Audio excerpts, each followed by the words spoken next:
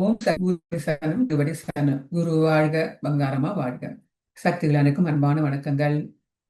குழந்தைங்களா எப்படி இருக்கீங்க? எல்லாருக்கும் லீவ் விட்டுருப்பாங்கன்னு நினைக்கிறேன்.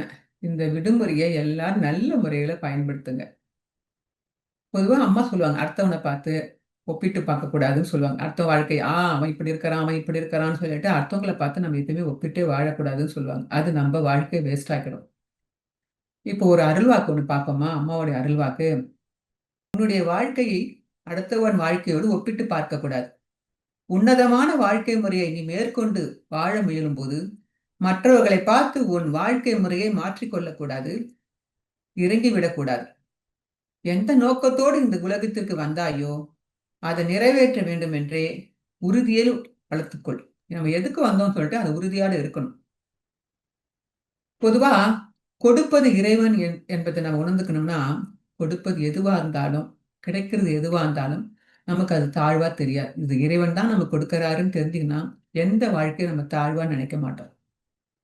இதுக்கு ஒரு மத்தவங்களோட ஒப்பிட்டு வாழக்கூடாதுன்னு ஏன் அம்மா சொல்றாங்கன்னா, அது நம்ம வாழ்க்கையை வேஸ்ட் ஆக்கிடும்ன்றதுனால தான் அம்மா இந்த அருள்வாக்கு சொல்லியிருக்காங்க. இதுக்கு ஒரு சின்ன ஒரு கதை ஒண்ணு பார்ப்போமா? ஒரு நாம நினைக்கிறோம், நமக்கு மட்டும்தான் இவ்வளவு கஷ்டங்கள், எல்லா கஷ்டங்களும் கடவுள் எனக்கு மட்டும்தான் கொடுத்துக்கிறாரு. மத்தவங்கலாம் கஷ்டம் இல்லாம சந்தோஷமா இருக்கிறாங்கன்றாங்க. "அக்கறைக்கு இக்கரை பச்சைன்னு" ஒரு பழமொழி சொல்லுவாங்கல்ல, அது மாரி. மத்தவங்க வாழ்க்கையெல்லாம் எவ்வளவு நிம்மதியா சந்தோஷமா இருக்கிறாங்க. என் வாழ்க்கை மட்டும் தான் கடவுள் இப்படி கஷ்டம், சோதனை மேல சோதனை குடுத்துருக்காருன்னு நெனைக்கிறோம். மத்தவங்க வாழ்க்கையில நம்ம போய் பார்த்தா தான் அவங்க வாழ்க்கை எப்படி இருக்குன்னு நமக்கு தெரியும். அது மாரி ஒரு கதை பார்ப்போமா? ஒரு ஊர்ல மாணிக்கன்னு ஒரு ஒரு பையன் இருந்தான். அவனுக்கு அவனுடைய அப்பா வந்து நோய்வாய்ப்பட்டு அவங்க அப்பா இறந்துட்டார். அவனுக்கு அவங்க அப்பா இறக்கும் பொழுது அவனுக்கு 16 வயது. 16 வயசு பையனா இருக்கக்குள்ளயே அவங்க அப்பா இறந்துட்டாரு. அதுவும் இல்லாம அந்த குடும்ப பாரம் ஃபுல்லா அவனுக்கு வந்துடுச்சு. உடம்பு சரியில்லாத அம்மா, கல்யாண வயசுல இருக்கிற அக்கா, படிக்கிற வயசுல இருக்க தம்பி, தங்கைகள். இவங்க எல்லாத்துலயும் காப்பாத்த வேண்டிய பொறுப்பு அவனுக்கு வந்துடுச்சு. அவங்க அப்பா இறந்துட்ட பிறகு, அவங்க அப்பாவுக்கு உடம்புக்கு குணமடைய வேண்டி டாக்டர் செலவு பண்ணியே நெறைய கடன் வாங்கி அவர் வைத்தியம் பார்த்துருக்கிறாங்க. அந்த வைத்திய செலவு செய்தே நடலுக நெறைய கடனாளியா வேற நிக்கிறாங்க. இந்த கடன் பத்தாததுக்கு உடம்பு சரியில்லாத அம்மா, அக்கா, தம்பி, தங்கைகள் இவ்வளோ பெரிய பொறுப்பு இருக்கிறப்ப, 16 வயது நல்லா படிக்கிற பையன் தன்னால படிப்ப தொடர முடியாம படிப்ப பாதியிலே விட்டுட்டான். விட்டுட்டு என்ன தொழில் செய்யறது அவனால தெரியவும் இல்ல. அது கிராமத்துல இருக்கிற ஒரு கோயில்ல அவங்க அப்பா வந்து பூசாரியா வேலை செஞ்சுன்னு இருந்தாரு. அதனால அப்பாவுடைய அதே பூசாரி வேலைய நாமளும் செய்ய போலான்னு சொல்லிட்டு கோயிலுக்கு போய் பூசாரியா வேலை செஞ்சுன்னு இருக்கிறான். அவங்க தாத்தா, அப்பா எல்லாரும் அந்த கோயில்ல பூசாரியா வேலை செஞ்சவங்க தான். இவனும் என்ன பண்ணான்? நமக்கு இப்ப இந்த 16 வயசுல இந்த குடும்ப பொறுப்பு பாரம் ஃபுல்லா அவன் தலையில வந்துடுச்சு. வெளியில போய் இப்ப படிச்சு வேலை செய்ய முடியாது. குடும்பம் கஷ்டப்படும். அதனால இப்ப நாமளும் அதே கோயில் பூசாரி வேலைய பார்த்துக்கலாம்னு சொல்லிட்டு அந்த வேலைக்கே போயிட்டான். அது கோயில்னா பெரிய கோயில் கிடையாது. கிராமத்துல இருக்கிற சின்ன ஒரு கோயில். ஆனா சக்தி வாய்ந்த தெய்வம். அந்த கோயில்ல என்ன பெருசா கும்பல் நெறைய ஜனம் கூட்டம் வராது. கிராமத்து கோயில் தானே. செவ்வாய், வெள்ளி ஆனா ஜனங்க வருவாங்க. மக்கள் வருவாங்க. ஏதோ ஒரு காசு தட்டுல போடுவாங்க, அரிசி தட்டுல. அதுதான் அவனுக்கு வருமானம். அப்புறம் ஏதாவது அன்னதானம் பண்ணுவாங்க. அதுதான். மத்த நாட்கள்ல கூட்டமும் வராது. இதே இந்த வருமானத்த சொற்ப வருமானத்த வச்சுதான் இவன் வாழ்க்கை வாழ்ந்துட்டு வந்தான். இவனுக்கு வாழ்க்கையில ரொம்ப கஷ்டம். என்னடா இவ்ளோ கஷ்டத்தோட நம்ம வாழறோமே! சொல்லிட்டு இருந்துன்னு இருக்கிறான். ஒரு நாள் என்ன பண்ணியிருக்கிறான், இவனுடைய கோயிலுக்கு வர வழியில ஒரு நண்பர் வந்து அ இவன் கூட படிச்ச பையன். அப்ப அவன் வந்து கார்ல வந்துருக்கிறான். அவன பார்த்த உடனே அந்த நண்பன பார்த்தோனே இவன் பார்க்காத மாரி போறான் மாணிக்கம். என்ன உடனே அவன் நண்பன் சொல்றான். அவன் யாருன்னா, இவன் கூட ஒண்ணா படிச்ச பசங்க. அவன் நல்லா படிச்சு முடிச்சு, வெளிநாட்டுல போய் வேலை செஞ்சு லட்சக்கணக்கில சம்பாரிச்சு, இப்ப காரு, பங்களா, மனைவி, மக்கள் சந்தோஷமா வாழ்ந்துன்னு இருக்கிறான். இவன பார்த்தோனே மாணிக்கத்துக்கு இவன் நம்ம கூட படிச்ச பையன். இவன் எப்படி இருக்கிறான் பாரு. இவன் படிச்சு முடிச்சு வெளிநாட்டுல போய் வேலை செஞ்சு, மனைவி, மக்களு, புள்ளைங்க, காரு, பங்களான்னு சொல்லிட்டு எவ்வளோ சந்தோஷமா எப்படி வாழ்ந்துன்னு இருக்கிறான். நம்ம வாழ்க்கை மட்டும் இப்படி ஆயிடுச்சேன்னு மனசுல நினைச்சுக்கின்னு, அவன பார்த்தும் பார்க்காத மாரி மாணிக்கம் நடந்து வந்துருக்கான் ரோட்ல. இத பார்த்து அவன் நண்பர், "என்ன மாணிக்கம் பார்த்தும் பார்க்காத மாரி போற. எப்புட்றா இருக்கிற? நல்லா இருக்கிறியான்னு?" கேட்டாராம். நான் நல்லா இருக்கிறேன்னு சொல்லிட்டு, கோயிலுக்கு மணி ஆயி போச்சுன்னு சொல்லிட்டு அப்படியே வந்துட்டான். மனசுல ஒரு மாரி ஏக்கத்தோட கோயிலுக்கு வந்துட்டு, சாமி கிட்ட வந்து சொல்றானாம். "கடவுளே! நானு இவன் நான் என் கூட படிச்ச பையன நான் சந்திச்சேன். இவன் நல்லா படிக்க கூட மாட்டான். மக்கு பையன். ஆனா நான் நல்லா படிப்பேன். ஏன் பாரு நல்லா படிக்கிற பையன அவனுக்கு பூசாரியா வேலை செஞ்சுக்கிறேன். நல்லா படிக்காத பையன் எப்படியோ படிச்சு முடிச்சு நல்லா வேலை செஞ்சு நிற்கிறான். இவன் வந்து லட்ச லட்சமா சம்பாதிக்கிறான். இவனுடைய சம்பாத்தியத்துல இவன் வருஷத்துல சம்பாதிக்கிறத கூட நான் மாசம் கூட சம்பாதிக்க மாட்டேன். இவன் ஒரு மாசம் சம்பாதிக்கிறது எனக்கு ஒரு வருஷம் கூட சம்பளம் கிடைக்க மாட்டேது. என் வாழ்க்கை இவ்வளவு கஷ்டத்துல இருக்குது. என் வாழ்க்கை தான் இவ்வளோ சிக்கலாக்கி வச்சுன்னு இருக்கிறேன். பாரு, மக்கு பையன்லாம் நல்லா இருக்கிறான், நல்லா படிக்கிற பையன், நான் பூசாரியா உன்கிட்ட என் வாழ்க்கையெல்லாம் கஷ்டப்பட்டு சிக்கலா வைக்கணும். இப்ப சிக்கல்ல இருக்கிறேன் பாரு, எவ்வளவு கஷ்டத்துல இருக்கிறேன் பாரு, என்னை மட்டும் ஏன் நீ இப்படி வச்சுக்கிறேன்? அவன்லாம் எப்படி இருக்கிறான் பாருன்னு சொல்லிட்டு சாமி கிட்ட சொல்லிட்டு புலம்பிட்டு பூஜையை முடிச்சிட்டான். பூஜை முடிஞ்சு போன உடனே மறுபடியும் என்ன பண்ணிக்கிறாரு, அந்த ஊர்ல ஒரு பெரிய பணக்காரா இருக்கிற ஒருத்தர் வந்து அழகா பட்டு சட்டையெல்லாம் போட்டுக்கின்னு, வைர வைர மோதிரம், வைர செயின் எல்லாம், வைர தோடெல்லாம் போட்டுக்கிட்டு, செயின் எல்லாம் மாட்டிக்கின்னு வந்தாவா வந்து, இது பூசாரி, நாளைக்கு வந்து என் பையனுடைய பிறந்த நாள் வருது. அதனால கோயில்ல அபிஷேகம் கொடுக்கணும். நாளைக்கு சாமிக்கு அபிஷேகம் பண்ணிடுங்க சாமி. அப்புறம் வந்து அங்க நாளைக்கு என் பையனுக்கு பிறந்த நாள் இருக்கிறதால இங்க அன்னதானம் பண்ண போறேன். எல்லாரையும் சொல்லிவிட்டு கொஞ்சம் பணத்தை கொடுத்துட்டு இதுக்கெல்லாம் ஏற்பாடு பண்ணுங்கன்னு சொல்லிட்டு அந்த போயிட்டாரு. அந்த பெரியவர் போன உடனே அவன் சொல்றான், இந்த பெரியவர் பாரு, எவ்வளோ எவ்வளோ எவ்வளோ அதிர்ஷ்டசாலி. அந்த கார் வந்து நின்ன உடனே, அந்த பெரியவர் வந்த உடனே அந்த கோயில்ல சாமி கும்பிட வந்தவங்க எல்லாம் ஓரமா ஒதுங்கி நின்று அவருக்கு வழி விட்டுட்டு மரியாதை செலுத்தினாங்க. இதெல்லாம் பார்த்துக்கிட்டே இருந்தான். அந்த பார், இந்த பெரியவர் இந்த ஊருக்கு 10 வருஷத்துக்கு முன்னாடி வந்தாரு. இவர் வரக்குள்ள சும்மா சாதாரண குடும்பம் தான் வந்தாரு. இவ பாரு எவ்வளோ பெரிய பணக்காரரா, அவருக்கு எவ்வளோ பெரிய அதிர்ஷ்டம் வந்து இவ்வளோ பெரிய பணக்காரராகி இந்த ஊர் மக்கள்லாம் அவருக்கு மரியாதை செலுத்தி மரியாதையா இருக்கிற அளவுக்கு வந்துட்டாரு. எவ்வளோ பணம், செல்வாக்கு, அதிர்ஷ்டம் வந்து எவ்வளோ வசதி. இந்த ஊர்ல இருக்க முக்காவாசி சொத்து அவர் சொத்தா தான் இருக்குது. இவருக்கு இவ்வளோ பெரிய அதிர்ஷ்டம் கொடுத்துட்டேன்னு சொல்றான். அந்த பையன் உடனே சாமி கிட்ட திரும்பி புலம்ப ஆரம்பிச்சுக்கிறான். இந்த பாரு, இந்த பெரியவருக்கு கொடுத்த அதிர்ஷ்டத்துல கொஞ்சமாவது எனக்கு கொடுத்து எனக்கு கொஞ்சம் பணம் கொடுத்துருந்தா கூட என் கஷ்டம்லாம் தீர்ந்திருக்கமே. நானும் 8 வருஷமா உனக்கு பூஜை பண்ணி 8 வருஷமா நான் உனக்கு கும்பிட்டுன்னு இருக்கிறேன். நீ வந்து எனக்கு கண்ண திறந்து பார்க்குற மாரி தெரியல. இதோ பாரு, 10 வருஷமா இந்த பெரியவரு சாதாரண நிலைமையில வந்தவர். இப்ப இவரெல்லாம் பணக்கார அதிர்ஷ்டமாக்கி இவரெல்லாம் இவ்வளோ பெரிய பணக்கார ஆக்கிட்ட. அதுல கொஞ்சம் எனக்கு குடுத்தா கூட நான் இன்னும் கொஞ்சம் நல்ல நிலைமையில வந்திருப்பேனேன்னு சொல்லிட்டு புலம்பிக்கிட்டே வந்துட்டு, நீ என் பக்கம் மட்டும் நீ கண் திறந்து பார்க்கவே மாட்ட. எங்க தாத்தா கும்பிட்டாரு, அப்பா கும்பிட்டாங்க. எங்க அப்பா கும்பிட்டது பத்தாம நானும் உனக்கு பூஜை பண்றேன். இந்த பூஜையெல்லாம் பார்த்து கூட நீ கொஞ்சம் கூட மனம் இறங்காம எங்க வாழ்க்கை மட்டும் இவ்வளவு சிக்கலாக்கி, இவ்வளவு கஷ்டத்து மேல கஷ்டம், சோதனை மேல சோதனை குடுத்துக்கினே இருக்கிறியே, கடந்து வேற இப்படி கஷ்டப்பட்டு நிக்கிறேன்னு புலம்பிட்டு வந்து அப்படியே சாமியெல்லாம் பூஜையை முடிச்சுட்டு வாசப்படில இருந்து உக்காந்துருந்தானோ. வாசப்படில இருந்து வந்து உக்காந்தோனே, அந்த கோயில்ல ஒரு பிச்சைக்காரர் ரொம்ப நாளா பிச்சை எடுத்துன்னு இருக்காரு. அந்த பிச்சை எடுத்துன்னு இருப்பாராம். அப்ப ஜனங்க வந்து என்ன பண்ணுவாங்க, எப்பாவது வந்து ஒரு தட்டுல அவருக்கு செவ்வாய் வெள்ளியானா கொஞ்சம் காசு வந்து விழும். அந்த கோயிலு சின்ன கோயிலா இருந்தா தினம் அன்னதானம் நடக்குமாம். அந்த அன்னதானத்துல கொஞ்சோண்டு சாப்பாடும் அவருக்கு போடுவாங்களாம். அந்த சாப்பாட சாப்பிட்டுட்டு அப்படியே படுத்து அங்கேயே தூங்கிடுவாரு. மத்தியான நேரம் தூங்கி எந்திரிச்சுன்னா ஊருக்குள்ள போய் அங்க ஒரு ஹோட்டல் இருக்குமா. அங்க போய் நின்னாங்க, ஏதாவது சாப்பாடு குடுப்பாங்க, சாப்பிட்டுடுவாரு. சாப்பிட்டு வந்துட்டு திருப்பி படுத்து தூங்கிட்டு, இரவு ஆனோனே பிச்சை கேட்கறதுக்கு ஊர் உள்ள போயிடுவாரு. ஊர் உள்ள போனோனே இவருக்கு வந்து யாராவது சாப்பாடு போடுவாங்க, சாப்பிட்டுட்டு படுத்து தூங்கிடுவாரு. இதுதான் இவரு வேலை. ஏதாவது கோயில்ல பிச்சை எடுக்கிறதுனால யாராவது கொஞ்சம் காசு போட்டாங்கன்னா தட்டுல பணம் வந்து விழும். அவ்வளவுதான். இத பார்த்த உடனே இந்த இந்த மாணிக்கம் பையன் நினைக்கிறான், அந்த பூசாரி பையன். ஐயோ! இத பாரு, இவன்லாம் பிச்சைக்காரன்லாம் நிம்மதியா சாப்பிட்டுட்டு நிம்மதியா தூங்கின்னு இருக்கிறான் பாரு. இவங்க எல்லாம் வாழ்க்கை நிம்மதியா இருக்கிறப்ப என் வாழ்க்கை பாரு இவ்வளவு கஷ்டப்பட்டுக்கிறேன். இந்த பிச்சைக்காரனா கூட நான் பிறந்திருந்திருக்கலாம் பாருது சொல்லிட்டு கடவுளை பார்த்து திரும்பி புலம்பிட்டு வீட்டுக்கு போயிட்டு கோயிலை மூடிட்டு வீட்டுக்கு போய் படுத்து தூங்கி இருக்கிறான். தூங்கின உடனே அவன் கனவுல கடவுள் வந்தார். கடவுள், அவன் அந்த சாமி கோயில்ல இருக்கிற கடவுள் வந்து, என்ன மாணிக்கம் புலம்பிட்டே இருக்கிற, என்ன வேணும் உனக்குன்னு கேட்டாராம். உடனே இந்த பையன் கடவுளை சொன்னாராம், நீ வந்து எல்லார் வாழ்க்கையும் பார்த்து நல்லா வச்சிருக்கிற, எல்லாரும் நல்லா சந்தோஷமா நிம்மதியா இருக்கிறாங்க. என் வாழ்க்கையில மட்டும்தான் நிம்மதியே இல்லாம கஷ்டத்து மேல கஷ்டம், சிக்கல் மேல சிக்கம், குடும்பத்துல பிரச்சனையோட நான் தான் ரொம்ப சந்தோஷம் இல்லாம கஷ்டமா இருக்கிறேன். மத்தவங்க எல்லாம் சந்தோஷமா நிம்மதியா இருக்கிறாங்க பாருன்னாராம். கடவுள் கேட்டாரா, யாரெல்லாம் அப்படி நிம்மதியா இருக்கிறாங்க சொல்லுன்னு சொன்னாராம்.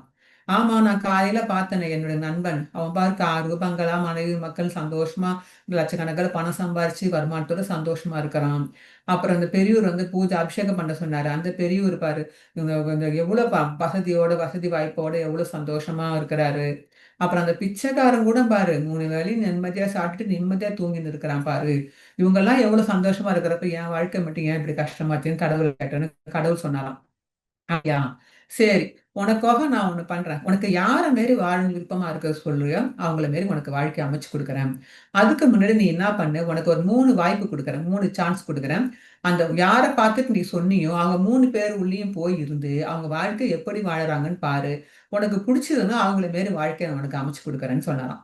இவனுக்கு ரொம்ப சந்தோஷமாயிடுச்சு. சரி கடவுளேன்னு சொல்லிட்டு மறுநாள் காலைல என்ன செஞ்சான்னா, முதல் தூங்கி எந்திரிச்சு, முதல்ல அந்த பிச்சைக்காரன போய் அவன் சாப்பிட்டு சாப்பிட்டு நிம்மதியா தூங்கினுருக்கான். எந்த வேலையும் செய்யல. நிம்மதியா தூங்குறான்.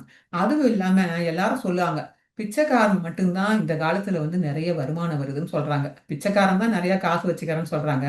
அதுக்கும் இல்லாம பிச்சைக்காரன் வர வருமானத்த டாக்ஸ் கூட கட்ட வேணாம்டான்னு அப்படி நெனச்சுக்கிட்டான். டாக்ஸ் கட்டாத வருமானம் அவன்து மட்டும் தான். அதனால நம்ம பிச்சைக்காரன் உடம்புல போய் முதல் பார்ப்போம்ன்னு சொல்லிட்டு, இவன் என்ன செய்றான் காலைல முதல் எந்திரிச்ச உடனே பிச்சைக்காரன் உடம்புல போய் பூந்துக்கிட்டான். கடவுள் தான் கடவுள் சொன்னே பிச்சைக்காரன் உடம்புல போன்னு சொன்னோனே, கடவுள் சரிங்க அப்படியே செய்யுன்னு சொல்லிட்டு கடவுள் ஆசீர்வாதம் பண்ணாரு. இவனும் பிச்சைக்காரன் உள்ள போய் பூந்துட்டான். பிச்சைக்கார வாழ்க்கைய பார்த்தோம்னா, அந்த பிச்சைக்காரன் என்ன பண்ணான், மறுநாள் என்ன ஆச்சு, அந்த பெரிய ஒரு அபிஷேகம் குடுத்து அன்னதானம் பண்ண போறேன்னு சொன்னாருல்ல மறுநாளு, அதே மாரி அன்னதானத்துக்கு சிறப்பா அந்த கோயில் நடந்துருக்குது. இந்த பிச்சைக்காரன் என்ன பண்ணான், டெய்லி அங்க தானே வாங்கி சாப்பிடுவான். மக்களோட மக்களா போய் லைன்ல நின்னு அந்த பிரசாதத்த வாங்க போயிருக்கான், அன்னதான பிரசாதத்த. அந்த ஊர் மக்கள்லாம் திட்ட ஆரம்பிச்சாங்க. "என்ன டேய் பிச்சைக்காரா! என்ன எங்களோட சரிசமமா வந்து நிக்க ஆரம்பிச்சுட்ட. உன் மேல ஒரே நாத்தமா இருக்குது. போய் எட்ட போ. கடைசியா வந்து வாங்கிக்க போன்னு" சொல்லி விரட்டி அடிச்சிருக்கிறாங்க. எல்லாரும் விரட்டிட்டு இருக்காங்க. இத பார்த்த உடனே அவனுக்கு ரொம்ப கஷ்டமாயி போச்சு. உள்ள இருக்கிற அந்த மாணிக்கம் பார்க்குறான். ஐயோ! என்னடா இப்படி விரட்டுறாங்கன்னு நெனச்சுக்கிட்டு, எல்லாரும் அன்னதான சாப்பாடு வாங்கி போன பிறகு, இவரு வந்து கடைசியா வந்து இவன் வந்து வாங்கின்னு போறான். கடைசியா வந்து வாங்குனதுனால சாப்பாடும் பத்தல. கொஞ்சமா போட்டுருக்காங்க. வந்து சாப்பாடு குடுத்த உடனே அந்த அரை வயித்துக்கும் கம்மியா அந்த சாப்பாட சாப்பிட்டுட்டு பசி தாங்கல. அப்படியே சுருண்டு படுத்து தூங்கிட்டான். தூங்கிட்ட பிறகு மதிய வேலை வந்தது. மத்தியானம் வந்த உடனே எந்திரிச்சு போய் ஊர் உள்ள போயிட்டு அந்த உணவகத்துல போய் சாப்பாடு கேட்கலான்னு போனோனே, அந்த அந்த ஹோட்டல்காரர் சொல்றான், "எப்ப பார்த்தாலும் தினம் மத்தியானம் வந்து நின்னுக்குற. என் ஹோட்டலுக்கு வரவங்கலாம் ஒரு மாரி முகம் சுளிச்சுட்டு போறாங்க. நீ வராத எட்ட போன்னு" சொல்லிட்டு அவர விரட்டி அடிச்சுட்டாராம். "நீ வந்து இங்க நின்னாலே ஜனங்க வரமாட்றாங்க. எட்ட போன்னு" சொல்லி விரட்டி அடிச்சுட்டாங்களாம். இவரு என்ன செஞ்சுக்கிறாரு, இந்த பிச்சைக்காரன் போய் அங்க இருக்கிற குப்பை தொட்டி பக்கத்துல போய் உட்காந்துக்கிறாரு. அங்க வந்து எச்ச இல விழுந்துக்குதுல்ல, அந்த எச்ச இலைய எடுத்து சாப்பிட போனோனே அந்த மாணிக்கம், "ஏன்டா இந்த நிலைமையில உனக்கு இது தேவையா? வேணவே வேணாமா? எச்ச இல சாப்பிடுற அளவுக்கா வந்துட்டேன்னு" சொல்லிட்டு அப்படியே போய் அதே மரத்தடி கோயில் மரத்தடியில போய் படுத்து தூங்கிட்டாங்களாம். பிச்சைக்காரன் படுத்து தூங்கிட்டான். இதெல்லாம் மாணிக்கம் உள்ளேருந்து பார்த்துட்டே இருக்கா. பார்த்துட்டோனே, ஐயோ! தூங்கிட்டு திருப்பி வந்து பசி தாங்கல. மத்தியானம் சாப்பாடு கிடைக்கல. காலையில கொஞ்சோண்டு தான் கிடைச்சது. மத்தியானம் சுத்தமா கிடைக்கல. அந்த பசி மயக்கத்துல தூங்கிட்டான். அப்ப இரவு ஆனோனே பிச்சை கேட்கறதுக்கு ஊருக்குள்ள போயிருக்கிறான். ஊருக்குள்ள போனோனே ஊர்ல இருக்கிறவங்கலாம் விரட்டி அடிச்சாங்களாம். "ஏன்டா உடம்பு நல்லா தானே இருக்குது. உழைச்சு சம்பாரிச்சா என்ன? ஊடு ஊடா ராத்திரி ஆனா வந்து பிச்சை கேட்க வந்துர்றேன்னு" சொல்லிட்டு விரட்டி அடிச்சுட்டாங்களாம். ராத்திரியும் சாப்பாடு கிடைக்கவே இல்ல. உடனே இந்த உள்ள இருந்த மாணிக்கம் பார்க்குறான். ஐயோ! இந்த பிச்சைக்காரன் வந்து 3 வேளையும் சாப்பிட்டுட்டு நிம்மதியா தூங்குறான்னு நாம நெனைச்சோம். இவன் பாவம் பசி மயக்கத்துல சாப்பாடே கிடைக்காம பசி மயக்கத்துல தான் இப்படி சுருண்டு தூங்கின்னு இருக்கிறான் பாருங்க. அதான் பாரு 3 வேள சாப்பாடு கூட இவனுக்கு கிடைக்கல. பசி மயக்கத்துல படுத்துக்கிட்டே கிடக்குறான் பாவம்ன்னு சொல்லிட்டு, ஐயோ! நமக்கு இந்த வாழ்க்கை செட் ஆவாதுடான்னு சொல்லிட்டு, அவன் உள்ளேருந்து வெளியில வந்துட்டான். வெளியில வந்து அடுத்து கடவுள்கிட்ட போய், இப்ப நான் அந்த பெரிய பணக்காரர் உள்ள நான் போய் பார்க்க போறேன்னு சொன்னாராம். உடனே கடவுள் சொன்னார், "சரி போய் பாருன்னு" சொல்லிட்டு போய் மாணிக்கம் வந்து மறுநாள் என்ன பண்ணா, அந்த பணக்காரர் உள்ள போய் போறான்.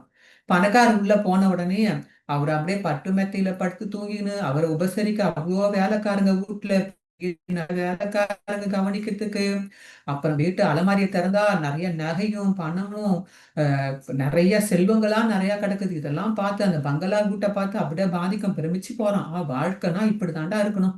இவர மாரி தான்டா வாழணும். அப்புறம் பார்த்தா ஊர் மக்கள்லாம் வந்து அவர்கிட்ட அன்பா பேசுறாங்க. அவர போற்றி புகழுறாங்க. கைகொட்டி அவர போற்றி புகழுறாங்க. ரொம்ப சந்தோஷமா இருக்கிறாரு பணக்காரரு. வாழ்க்கை எப்படி தான்டா வாழணும்? எப்படி இருக்காரு பாரு மனுஷன்னு சொல்லிட்டு ரொம்ப சந்தோஷமா பார்த்து நிக்கிறான். கொஞ்ச நேரம் சென்று இப்படி இருக்கக்குள்ள அவங்க மனைவி வந்து உடனே உள்ள கூப்பிடுறாங்க. "ஏங்க கொஞ்ச நேரம் உள்ள வாங்க, ரூமுக்கு வாங்கன்னு" கூப்பிடுறாங்க. உள்ளுக்கு அங்க அந்த பணக்காரர் உள்ள போன உடனே பார்த்தோன்னா, அவங்க மனைவி சொல்றாங்க. இதெல்லாம் மாணிக்கம் உள்ள இருந்து மாணிக்கம் கேட்கறான். "ஏங்க நீங்க வந்து அந்த ஊர்ல இருந்து" அவரு அதாவது என்ன சொல்றாங்கன்னா, அந்த ஊர்ல அவரு என்ன பண்ணி அந்த பணக்காரர் வந்து முதல்ல ஆரம்பம் நேர்மையா தொழில் பண்ணியிருக்கிறாரு. நேர்மையா தொழில் பண்ணது வருமானம் பத்தாது என்ன பண்ணிக்கிறாரு, சீக்கிரமா பணக்காரர் ஆகணும், சீக்கிரமா செல்வந்தர் ஆகணும்னால எல்லார்கிட்டயும் இந்த சீட்டு பிடிப்பாங்கல்ல, அந்த பவுன் சீட்டு, அந்த சீட்டு, இந்த சீட்டெல்லாம் புடிச்சு, எல்லா மக்கள்கிட்டயும் சீட்டு பிடிச்சு, அவங்களோட பணத்தெல்லாம் ஏமாத்தி, வாங்கிக்கின்னு ஊர விட்டு ஓடி வந்துட்டாரு. எல்லார் பணத்தையும் வாங்கின்னு ஊர விட்டு ஓடி வந்துட்டாரு. அந்த புது ஊர்ல வந்து தொழில் பண்ணி பணக்காரர் ஆகிட்டாரு. அப்ப அந்த பழைய ஊர்ல இருக்கிற அந்த மக்கள்லாம் பணத்தை கொடுத்து ஏமாந்தனால இவர் தேடிட்டு இருக்கிறாங்க. இப்படி தேடிட்டு இருக்கும்போது, அன்னைக்கு பார்த்து அவங்க மனைவி கடைக்கு போனப்ப, அந்த பழைய ஊர்ல இருந்து ஒரு ஆள் வந்தத இவங்க மனைவிய பார்த்துட்டாங்க. மனைவிய பார்த்தோனே இவங்க மனைவி பயந்து போயி, "ஐயய்யோ! இந்த ஆள் நம்மள பார்த்துட்டான்னா போலீஸ்ல காட்டி குடுத்துருவான்னு" சொல்லிட்டு வேக வேகமா வந்து பணக்காரர்கிட்ட வந்து ரூம்ல வந்து சொல்றாங்க. "நீங்க வந்து அந்த ஊர விட்டு ஓடி வந்துட்டீங்க இல்ல, பணத்தெல்லாம் சுருட்டிக்கிட்டு. இங்க வந்து தொழில் பண்ணி பணக்காரர் ஆயிட்டீங்க. இப்ப அந்த ஊர்ல இருந்து ஒருத்தன் இந்த ஊருக்கு வந்திருக்கிறான். என்ன பார்த்துட்டான். போலீஸ்க்கு ஃபோன் பண்ணிட்டான். அதனால போலீஸ் எந்த நேரமும் வந்து உங்கள கைது பண்ணிடும். முதல்ல முன்னேற்பாடு ஏதாவது பண்ணதுன்னா பண்ணுங்க. அதுக்கு தான் உங்கள முதல் ரூம் போட்டேன்னு" சொன்னாங்களாம் அந்த அம்மா. இத கேட்ட மாணிக்கத்த, ஐயய்யோ! இவன் இவ்ளோ பெரிய திருடனா இருப்பான் பாருங்க. இவன் நல்லவன் இல்ல பாருங்க. இவன்கிட்ட வாங்கி நம்ம ஊருட்டு அடி வாங்கி ஜெயிலுக்குலாம் முடியாதுதானே. இவன் வாழ்க்கை நமக்கு வேணாம்டா. எட்டருந்து பார்க்க இவன் பணக்கார பந்தாவா இருக்கான். நாங்க பார்த்தோம். இவன் உள்ள என்ன தப்பு பண்ணிட்டான்னு இப்ப தானே தெரியுது. இந்த வாழ்க்கை மோசமான வாழ்க்கை பாருங்கடா. நமக்கு இவன் வாழ்க்கை வேணாண்டான்னு சொல்லிட்டு, அவன் உள்ளருந்து வெளியில வந்துட்டான். வெளியில வந்து கடவுள்கிட்ட வந்து சொன்னான். இப்ப சாமானியனா வாழற என்னுடைய நண்பன் மனசுல போய் புகுந்து அவன மாரி நான் வாழ விரும்புறேன்னு சொன்னானாம். சரி போன்னு சொன்னாராம் கடவுள். உடனே அவன் நண்பன் கிட்ட போயிட்டு அவன் ரொம்ப மனசுல போந்தானாம். அவன் நண்பன் என்ன பண்ணிக்கிறான், அப்பதான் எல்லா வேலையும் முடிச்சுட்டு காலையில அவன் பெரிய இன்ஜினியர் ஆச்சா, அவசர அவசரமா கம்பெனிக்கு வேலைக்கு போனப்ப, அவங்களுடைய பெரிய ஆபீசர் வந்து பார்த்துட்டு அவன திட்டுறானாம். அதாவது அவன் வந்து தனக்கு கீழ இருந்த ஒருத்தவன், அந்த நண்பனுக்கு கீழ வேலை செஞ்ச ஒருத்தன் செய்த தவறால, ஒரு பெரிய ப்ராஜெக்ட்ட கைய விட்டு போற நிலைமை வந்து போச்சு. அதனால கைய விட்டு போனாலும் பெரிய நஷ்டத்துக்கு ஆளாயிடுச்சு அந்த கம்பெனி. அப்ப அதனால அந்த கம்பெனி முதலாளி என்ன பண்ணிக்கிறாரா, நண்பன பார்த்து ரொம்ப திட்டியிருக்கிறாரு. "ஒழுங்கா நீ வேலைய செய்யலன்னா, இனிமேப்பட்ட உன்ன வேலைய விட்டு தூக்கிடுவேன்." நீ சொன்ன உடனே அப்பதான் அந்த நண்பன் வந்து என்ன சொன்னானாம், அந்த கம்பெனி ரொம்ப கன்னாபின்னான்னு திட்டுறாராம் முதலாளி. இதெல்லாம் அந்த நண்பன் காதுல வாங்கின்னு, அவர் கால்ல விழுந்து மன்னிப்பு கேட்கிறேன். "தயவு செய்து மன்னிச்சிடுங்க. நான் இந்த வேலைய வந்து என் கீழ இருக்கிற ஒரு தொழிலாளிகிட்ட ஒப்படைச்சனால தான் இது மாரி நடந்துருச்சு. இனிமேப்பட்ட நடக்காது. நான் நான் நல்லா இந்த ப்ராஜெக்ட்ட நல்லபடியா முடிச்சு குடுக்குறேன்னு" சொல்லிட்டு அப்ப நினைக்கிறான், ஐய்யய்யோ! நம்ம கடன் வாங்கி வீடு, பங்களா, காரு இதெல்லாம் வாங்குனோமே! வீடு, காரு எல்லாம் ஸ்கூட்டர்லாம் வாங்குனதெல்லாம் இப்ப கடன திருப்பி அடைக்க முடியாட்டினா நம்ம பிச்சை தான் எடுக்க வேண்டி வரும். நம்மள வீட்ட விட்டு வெளிய அனுப்பிச்சுருவாங்களே! பிச்சை எடுக்க நடுத்தெருவுல தான் நிக்கணுமே! இந்த நிலைமை நமக்கு வரக்கூடாதுன்னு நினைக்கிறானாம். அப்பதான் அந்த மாணிக்கம் நினைக்கிறான், ஐயோ! இவன வெளியில பார்த்தோனே காரு, பங்களா, மனைவி, மக்கள், மோட்டரு, பைக்குன்னு வாழறான்னு பார்த்தா, இவன் எல்லாம் கடன்லாம் வாங்கி வச்சிருக்கிறான் பாருங்க. அம் இந்த மாரி வாழ்க்கை நமக்கு வேணாண்டான்னு சொல்லிட்டு, நம்ப வாழ்க்கையே நமக்கு மேலான்னு நெனச்சுட்டு வந்துட்டானாம். அப்ப கடவுள்கிட்ட வந்தோனே கடவுள் கேட்கறாராம். "என்ன மாணிக்கம் 3 பேர் உள்ளேருந்து வந்துட்ட. இப்போ உனக்கு யாராக வாழ விரும்புற சொல்லுன்னு" கேட்டாராம் கடவுள். உடனே இவன் சொன்னான், "நான் நெனச்சேன், நான் மட்டும் தான் வாழ்க்கையில கஷ்டப்பட்டுன்னு வாழன்னு நெனச்சேன். எனக்கு மேல எல்லாருக்கும் 1008 பிரச்சனைகள் தலையில வச்சுன்னு இருக்கிறாங்க. இத பார்க்கறதுக்கு என் வாழ்க்கையே தேவலாம் பாருது. நானே தேவலாம் பாருது. அதனால எனக்கு என் வாழ்க்கையே போதும். நான் இந்த வாழ்க்கை முறையே வாழ்ந்துட்டு போயிர்றேன்னு" சொல்ட்டானாம். அப்பதான் கடவுள் சொன்னாராம், "நீ மத்தவங்கள நாடிட்டு, மத்தவங்கள பார்த்து நீ வந்து இத மாரி சொல்லாத. உன்னுடைய வாழ்க்கைய பார்த்து, உன் வாழ்க்கைய நீ பார்த்து வாழ்ந்துட்டு போனா, உன் வாழ்க்கை நல்லா இருக்குன்னு" சொன்னாராம். நாம இந்த உலகத்துல அனைவரும் அப்ப கடவுள் என்ன சொன்னாராம், இந்த உலகத்தில் இருக்கும் அனைவரும் ஏதோ ஒரு கஷ்டத்தில் கஷ்டத்தில் இருந்துகிட்டு தான் இருக்கிறாங்க. எல்லாருமே ஏதோ ஒரு கஷ்டத்துல தான் இருந்துன்னு இருக்கிறாங்க. பிரச்சனைகளை தாண்டி வருபவன் ஜெயிக்கிறான். ஆனா சமாளிக்க முடியாதவன் தான் புலம்புறான். பிரச்சனையெல்லாம் தாண்டி யார் வரானோ அவன் ஜெயிக்கிறான். முடியாதவன் தான் என்ன செய்றான்? புலம்பி நிற்கிறான். அவங்க செய்த செயலுக்கு தான் அவங்களுக்கு கர்ம வினைகள்னு பேர்ல கஷ்டங்கள குடுக்குறேன். இத புரிஞ்சுக்காம என் மேல திட்டி தீர்க்குறாங்க. நான் ஒருத்தங்களுக்கு ஒரு கஷ்டம் குடுக்குறேன். ஆனா, அவங்க செய்த கர்ம வினை. அவங்க செய்த வினைக்கான பயன். அத புரிஞ்சுக்காம என்ன திட்டி தீர்க்குறாங்களே! அடுத்தவங்களை பார்த்து பொறாமைப்பட்டு, அடுத்தவங்களைப் போல வாழணும்னு நினைக்கிறோம். அது கூடாது. அடுத்தவங்கள பார்த்து பொறாமைப்பட்டுட்டு, இவன போல நம்ம வாழணும்னு சொல்லிட்டு நினைக்கவே கூடாது. உண்மையிலேயே நானுங்க அவங்களுக்கெல்லாம் தீர்க்க முடிகிற கஷ்டத்த தான் குடுக்குறேன். எல்லாராலயும் அத அவங்க முயற்சி பண்ணா அவங்களால தீர்த்துக்க முடியும். ஆனா, அத புரிஞ்சுக்காம அடுத்தவங்க வாழ்க்கைய பார்த்து பொறாமைப்பட்டு, அடுத்தவங்க வாழ்க்கைய பார்த்துட்டு, அவங்கள மாரி நம்ம வாழணும்னு சொல்லிட்டு வாழ்ந்து, நம்ம வாழ்க்கைய சிக்கலாக்கிக்கிறீங்க. அவங்கள பார்த்து, அடுத்தவங்கள பார்த்து உங்க வாழ்க்கைய சிக்கலாக்கிக்காதீங்கன்னு கடவுள் சொன்னாராம். மேலும் என்னுடைய வாழ்க்கை என்னுடைய கஷ்டம். அப்படிதான் வாழணும். இது என் வாழ்க்கை, என்னுடைய கஷ்டம். நான் செய்ததுக்கு வினைப்பயன் நான் அனுபவிக்கிறேன் இந்த மனப்பக்குவத்தோட நம்ம வாழணும். மத்தவங்களை பார்த்து புலம்பாம, மத்தவங்களை பார்த்து அவங்களைப் போல வாழணும்னு ஆசைப்படாம, பொறாமைப்படாம, உங்களுடைய வாழ்க்கைய வாழ்ந்தாலே கஷ்டங்கள் தீரும். யாரும் மத்தவங்கள மாரி நம்ம வாழணும்னு ஆசைப்படக்கூடாது. அவங்கள பார்த்து ஒப்பிட்டு பார்த்து வாழக்கூடாது. நம்ம வாழ்க்கை எப்படி கடவுள் குடுத்திருக்கிறாரோ, அது சிறப்பான வாழ்க்கைன்னு நெனச்சு நம்ம வாழ்ந்தாலே நம்ம வாழ்க்கை நல்லபடியா இருக்கும்.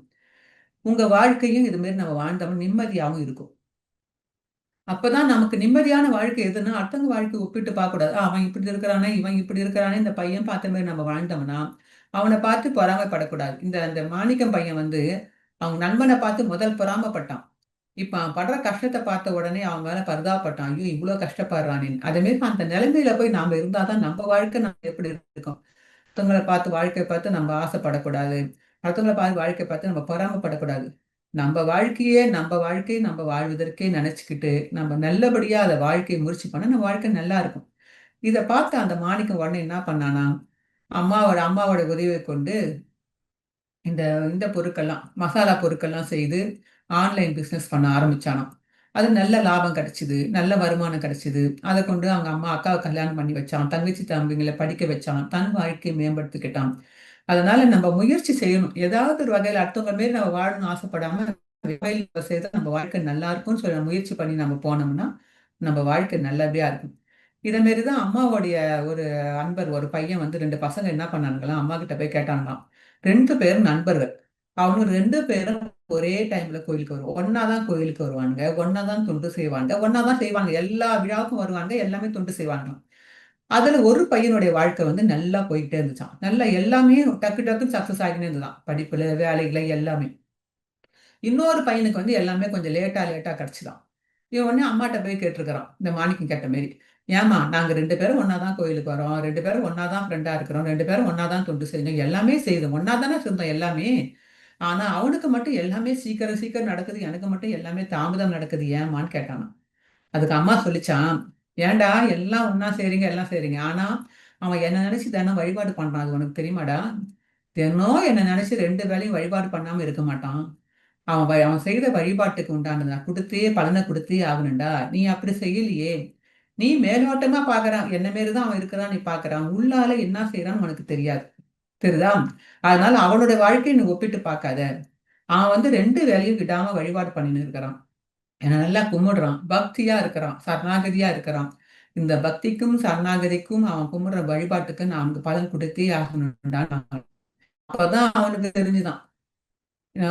இதனால தான் அம்மா அவனுக்கு வேண்டியது அந்த வழிபாட்டாலயும், அவனுடைய மனதால நல்ல மனசு எண்ணங்களால அவனுக்கு எல்லாம் நல்லது நடக்குது.